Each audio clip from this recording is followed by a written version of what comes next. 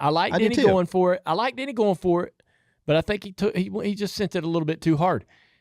Denny Hamlin's most recent move on the track has sparked a firestorm of criticism, with Dale Earnhardt Jr. being the most outspoken of all. What happened at Kansas Speedway during the final lap of overtime not only cost Bubba Wallace a possible win, but exposed a deeper tension in NASCAR's balance between competition and team loyalty. The clash between Hamlin and Wallace was dramatic enough, but Dale Jr.'s reaction took things to a whole new level. It all went down in turn 3 of the final lap. Denny Hamlin, co-owner of 23XI Racing and a competitor for Joe Gibbs Racing, made an aggressive move that saw him dive into the corner and collide with Bubba Wallace's #23 car. Wallace was shoved into the wall, derailing his shot at a top finish and pushing him down to P5. Meanwhile, Hamlin managed to maintain control and cross the line in P2 just behind Chase Elliott, who benefited most from the chaos. Bubba's reaction was immediate and visceral. As the cars slowed down after the checkered flag, Wallace flipped off Hamlin and later aired his frustrations publicly. It's not every day you see a driver express such open contempt for his own boss, but it's also not every day a team owner sabotages his driver's shot at victory, intentionally or not. Enter Dale Earnhardt Jr. Never one to mince words, Dale Jr. laid into Hamlin during an episode of his Dale Jr. Download podcast. While he acknowledged Hamlin's competitive spirit, he couldn't endorse the move. "No, I can't applaud it," Earnhardt said flatly. "Not like that. Not with the car you own." No, I can't applaud it. Good Lord. I can't applaud it. Why? He could have drove backwards around the track and you would applaud it. You don't want hard racing at the end? Not like that. Not with your... He didn't stop there. Dale Jr. made it clear that if he had ever put one of his own drivers into the wall, he'd be dealing with massive backlash, not just from fans, but from his own team. He imagined the chaos he'd have to manage if the roles were reversed, describing it as putting out countless fires. The underlying message was simple: with great power comes great responsibility. And Hamlin, as both driver and owner, should have known better. From Dale Jr.'s perspective, the issue wasn't just the physical contact, it was the decision-making behind it. He pointed out that Hamlin had multiple options going into turn 3, including taking the bottom line instead of sliding up the track into Wallace's line. While Earnhardt appreciated the urgency to win, he believed Hamlin crossed a line by sacrificing his own team's chance at victory for personal gain. That's what made this incident so controversial. Hamlin wasn't just racing another competitor, he was racing his own driver. In most sports, such a conflict of interest would be almost unthinkable. But in NASCAR, where owners can also be drivers, the lines get blurry fast. Still, some nuance remains. Interestingly, Dale Jr. also admitted he respected Hamlin's willingness to go for the win.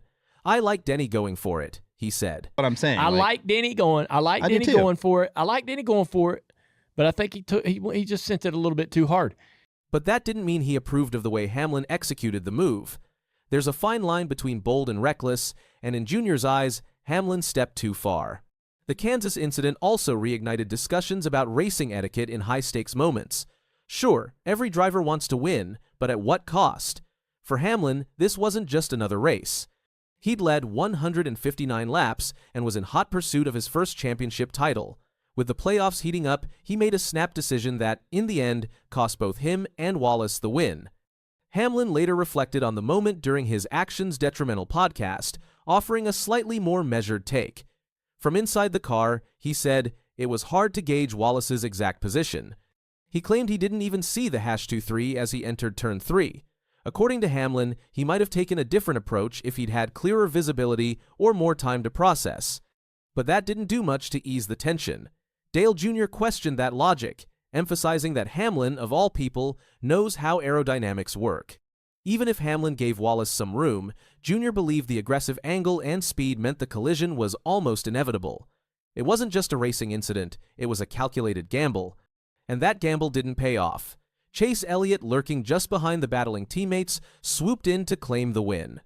Wallace, on the other hand, slipped back and now faces a do-or-die situation heading into the next race at the Charlotte Roval. A win would have secured his place in the round of 8. Now, he's hanging on by a thread. Dale Jr. wasn't the only one siding with Wallace. Several NASCAR insiders and fans lauded Wallace's professionalism post-race. Despite his frustration, Wallace kept his comments composed and controlled during interviews. He didn't go nuclear, even though many believed he had every right to. Earnhardt acknowledged that restraint. I like his attitude of going for it. I like his attitude of going for it. I think he has to go for it. He owes it to his team. He said, referring to Wallace's entire race performance. He did everything right. He was in a great spot all day. It just sucks that his own team owner cost him. The fallout from this race could linger well beyond Kansas. I just hate it because Bubba was in a good spot, and Bubba did everything all day long to sort of put himself in a great spot. And his own team owner, it's hard. I think if you're Bubba, it's hard to go, man, I don't feel good. While both drivers are focused on the championship hunt, there's no doubt that trust between Hamlin and Wallace has taken a hit. The irony isn't lost on anyone. Hamlin, trying to advance his own title hopes, may have sabotaged his team's broader goals in the process. And Dale Jr. nailed that point home with a brutal hypothetical. What if he, in his days as a driver-owner, had pulled the same move? Would fans forgive him? Would his team? Probably not. The firestorm would be overwhelming. That's the double-edged sword of being both an owner and a driver. The responsibilities overlap, and decisions made in the heat of the moment can have ripple effects far beyond the finish line. Hamlin chose to race for the win, but in doing so, he burned a bridge with his own driver. Wallace now has no choice but to rebound at the Roval. The pressure is on, and the stakes are higher than ever. His season, and potentially his playoff life, hinges on a single performance, all while trying to ignore the elephant in the garage. His own boss cost him a race. As for Hamlin, he's not likely to change his approach. He's made it clear that on Sundays, his priority is Joe Gibbs racing. That means doing whatever it takes to win, even if it means bumping his own driver out of the way. Dale Jr. doesn't see that as inherently wrong, but he does see it as careless. Recklessness in pursuit of victory is part of what makes NASCAR thrilling.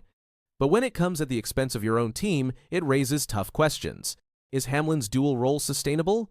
Can a driver truly separate their competitive instincts from their managerial duties? And most importantly, what message does this send to the rest of 23XI racing?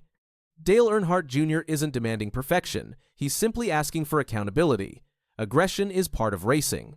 But when you're steering two ships at once, your own car and your own team, you can't afford to crash either.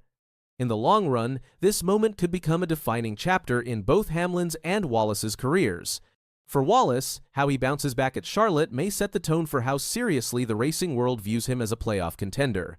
For Hamlin, it's another layer to an already complex legacy.